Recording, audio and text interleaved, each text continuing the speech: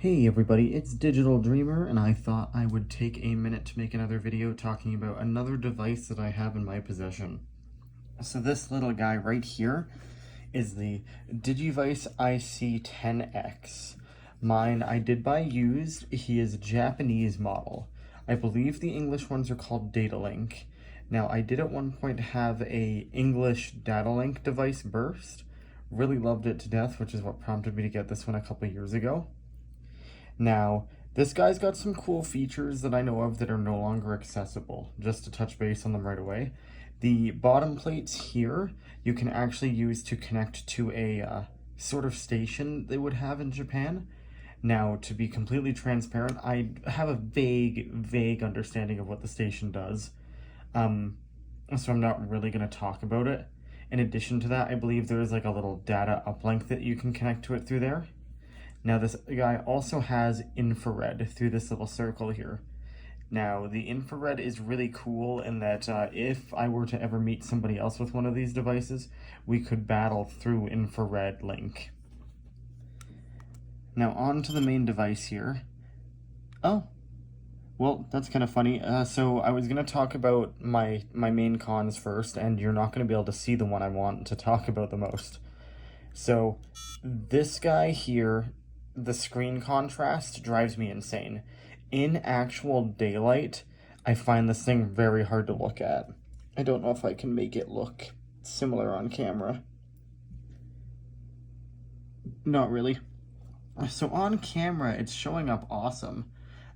In real life, however, I find this device to be quite difficult to look at. Don't know what I just did with my camera there. Sorry about that, I'm still learning my new camera here. So this little guy here normally is very difficult to look at during any semblance of daytime.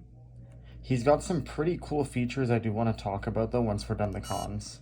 Now aside from that, I don't speak any Japanese, nor do I read it. I've made some very kind of mediocre attempts at looking into some of it, but it's just not for me. So of course, like any of the fancy menus and things like that are all going to be in Japanese. I know how to get around most of it because, of course, I've been messing with it for years, but there's certain things where I do usually have to look up guides and things just to understand what's happening. And then con to this specific device that I didn't know at the time that I bought it, and I'm not mad about it, but it kind of sucks. You won't be able to see it on screen, I don't believe. There is a couple of flecks of dust trapped in behind it, but one of the screws in the bottom, I believe it's this one here, is completely, the hole is stripped, not the screw. So unfortunately I can't get that out without using some sort of very small drill bit. I'm not comfortable doing that, so that dust will stay there driving me crazy till the day I die, I suppose. Now, other cons to this device, it's got a really limited evolution pool. Now, it does make up for it in a lot of other features that I really wish they would bring back to Digimon. So, ideally, I'd love it if they did another device like this, because this has Digivice elements. This has a little Coliseum mode down here, where you can go through a couple different Coliseums. Has a couple of different kind of mini games for training, which are pretty cool. It has a shop. So this reminds me a lot of the Tamagotchi Connect, to be honest, and I think it's from around the same time. But you have different shops that sell different types of items, so like evolution items, standard aesthetic items. You know, you can put your guy in a little dragon head, you can summon him to the screen. And then, what else do we have? Generic battle items that give you boosts depending on your type, things like that. Those are really cool because you can use them, I believe, in any battle. I've never done an infrared battle, so I'm just making an assumption there. Now, the other cool thing with this guy is these two functions. So these are the plate charge or Digisoul charge. Now, in Data Squad or Savers, I believe, it's also referred to as, the Digivice IC has a charge feature, so the protagonist would place a hand on top, and it would read their data and lead to a Digi-evolution. Now on this device here, you have two options. You've got plate, and you have standard. Now the plates interact with these little nubs on top. They press down these two little circles, And you can buy different plates for them, kind of like the Digimon XL, but depending on which of these are activated, you'll receive different items. And then the top option here, same sort of thing. It'll say charge, and you can activate different ones on top here, and it'll tell you what you're getting. And this is how you get Digisoul. So your Digisoul changes your evolution options. So on my little guy right now, he's a Galgamon. You can see, you know, weight. I actually have no idea what this meter does going to be up front. You can see your win-loss, your code, and you can see your projected next evolution. This can change. This is what it is right now, solely because of the beast I've been giving him. So you have like reliability and things like that that depend. I believe this is the reliability meter, but I might be wrong. You can see how hungry he is. You can see his level typing. I'm not sure what this all does. It might be generations. But yeah, a couple cool things. Here you can see your regular items. You can see your battle items. And you can see how many coins you have.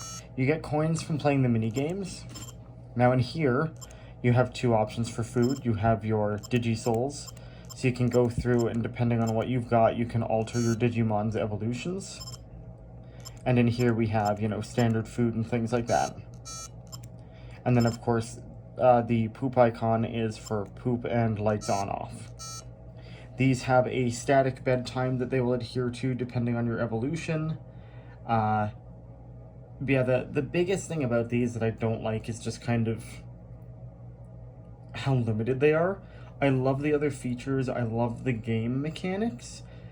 You have 3 in training Digimon you can get, and they will branch off into either Agumon, Gaomon, or Lalamon, or if you don't do anything to it at all, it'll turn into Chumon. Of course, you can get your boy Numamon on here. What device would be complete without Numamon as a looming threat and or promise? Now, in having one of the English burst ones, I think that's why I'm kind of so not razzed about the really limited roster. With the English release that I had, you had the burst ability, so you could burst evolve them. In addition to that, you had several other evolutions, like you can't get Falcomon on this device, and I love Falcomon. So you can't get Falcomon on it, unfortunately. You can't get any of his evolutions. On the other one I got, you could get like Ponchesmon and Kudamon and things like that, which are also noticeably absent from this device. Other than that, though, like it's a very cool device. If you are looking to get into the IC series for like the VPET elements, the Japanese ones work just great for English-speaking audience. Like as said, File Island has an amazing guide on their website that's very comprehensive on how to use these. So I wouldn't say it's a big deal if you can't speak Japanese or don't understand it. These are really easy to get a hold of. They're a little costly, but this model here, the 10X, and the 10X in orange are very available. You can get them on eBay, there's people reselling them on Etsy. And as you can see, like, even if they're used, they're just fine. I don't know if you can see. Oh yeah, there it is. That's the speck of dirt that's just trapped under the screen. You can get those. There's also an IC10x version, which is essentially the same device with a slightly different roster. There's different mini games, but the color is inverse. So, well, not inverse. You will have black as your main device body, and then you'll have a darker shade of blue or orange or red or whatever. The bursts are the most considerably different. Now, if you've ever played the Digimon World DS games, you will recognize this device as your kind of like Tamer info section. If you ever played Dawn and Dusk, you will kind of recognize it. The reason for that is the burst is the model they used. So the burst is, instead of this curve at the end, it is a straight device, and it has a circular piece at the bottom instead of the little clippy guy. I like the little clippy piece, to be honest. I actually do have like a special lanyard I can use with this. But you can use that with the circular one, and arguably it works a little better because it's circular. This one I find when you hang, it'll kind of slide side to side because it's a more squared off sort of style. But yeah, I know this wasn't as comprehensive as talking about the version colors and things like that. And I do want to talk about the Vital Bracelet series coming up. The main things holding me back from that at the moment are very superficial reasons. Most of it being I'm using a brand new camera on my phone, so I'm still getting used to that. I'm gonna experiment around with video editing, so I think I'd like to get a little bit more comfortable with that sort of thing before I move on to using it for any sort of VPETs. There you go, we'll get in there and really look at them. And yeah, there's a couple things holding me back from doing that right now. But wanted to talk about the IC, wanted to talk about little Galgamon here, give him his time in the sun. Really do love this device. It's just the contrast that really bothers me. You can alter the contrast in the menu where you turn the volume on and off as well, but it doesn't seem to matter if it's up or down. It's very unclear and hard to look at. That being said though, this has been Digital Dreamer, and I will see you guys next time with another virtual pet. See ya!